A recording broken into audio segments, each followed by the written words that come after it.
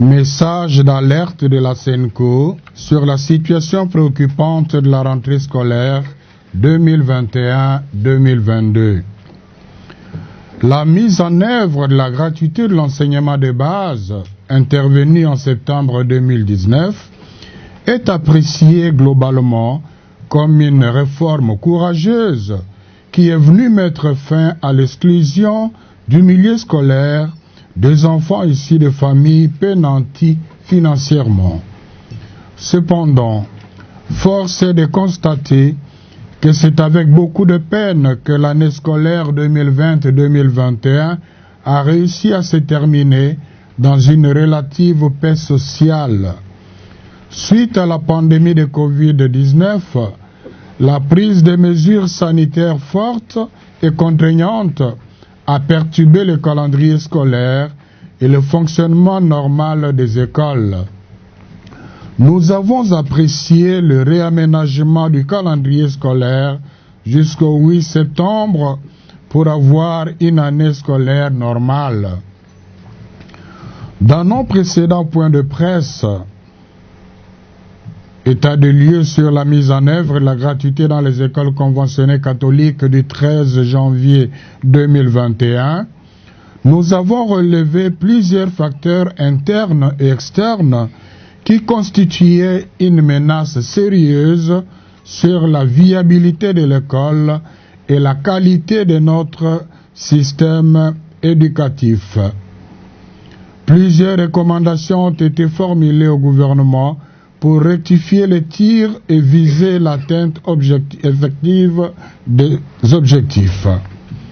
En tant que partenaire éducatif du gouvernement depuis l'époque coloniale, et plus particulièrement en tant qu'institution pastorale et prophétique, dont la mission est d'éclairer l'ensemble de la population dans sa marche vers le développement intégral, l'Église a fait observer en janvier 2021 l'urgence de dissiper les frustrations subies par des enseignants sous-payés et particulièrement par les enseignants non pris en charge par les trésors publics, les NP et les NU.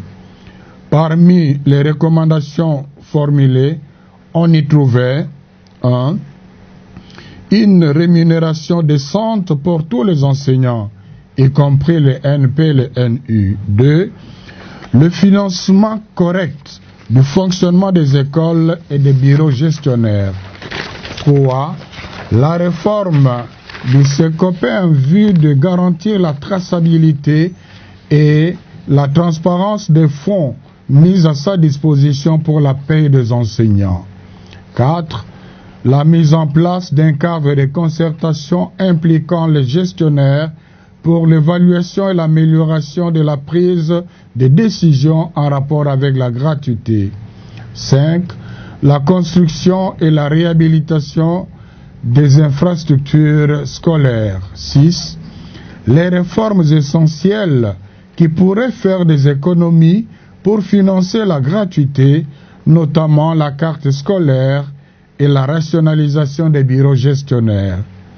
Par contre, jusqu'au moment de la rentrée scolaire 2021-2022, en ce mois d'octobre, la SENCO a constaté qu'aucune de ces recommandations n'a été suffisamment prise en compte par le gouvernement. Il est clair que la situation qui prévaut actuellement dans les écoles conventionnées catholiques relève uniquement de la responsabilité du gouvernement et non des enseignants des écoles conventionnées catholiques.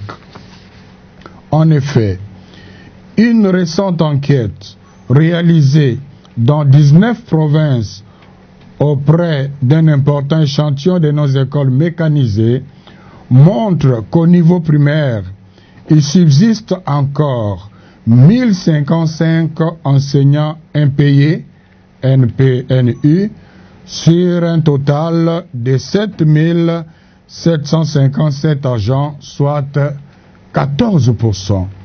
Et au niveau secondaire, on relève 2306 enseignants impayés, NPNU, sur un total de 6 781 agents, soit 34%.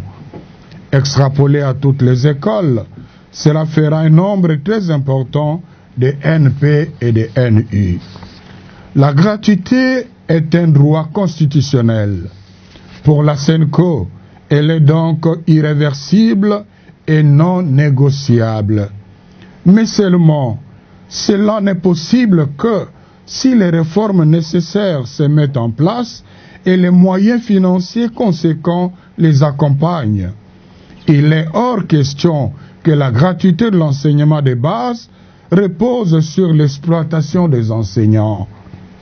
Il est urgent que le gouvernement se penche sur toutes les questions de fond soulevées, aussi bien par la politique et la gratuité que par le processus global de gouvernance du secteur éducatif.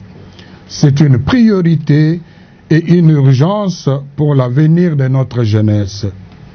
L'organisation des états généraux de l'enseignement primaire, secondaire et technique pour évaluer sans complaisance notre système éducatif offrirait un cadre idéal pour cela.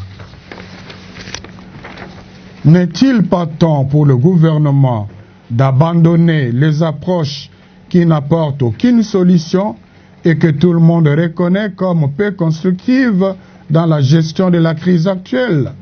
Il s'agit par exemple de la banalisation du déclin que connaît actuellement notre système éducatif, notamment dans les conditions des apprentissages, infrastructures, manuels, méthodes d'enseignement et d'évaluation, et dans la qualité de la formation dispensée. 2. La politisation du mouvement de grève actuel qui ne découle que du sous-financement de l'éducation, d'un manque de redevabilité de ses dirigeants et non du refus de la gratuité par les réseaux conventionnés catholiques. 3. Les intimidations et les menaces envers les enseignants qui ne réclament que leurs droits, confèrent accords de Bibois à défaut des accords de Mboudi, alors qu'ils se sont sacrifiés pendant 2 ans pour le lancement de la gratuité dans l'attente des promesses toujours non tenues de paiement de 2e et 3e paliers. 4. La désactivation abusive des écoles et d'enseignants qui fonctionnent régulièrement. Quoi qu'il en soit, la SENCO réitère sa disponibilité à accompagner la mise en œuvre effective et réaliste de la gratuité de l'enseignement de base, pour autant que le gouvernement soit ouvert à une collaboration sincère. Elle prie le Seigneur de bénir les enseignants qui ont le droit de travailler dans des conditions de rémunération décentes et aussi pour les élèves dont le droit à une éducation de qualité est actuellement en souffrance. Je vous remercie.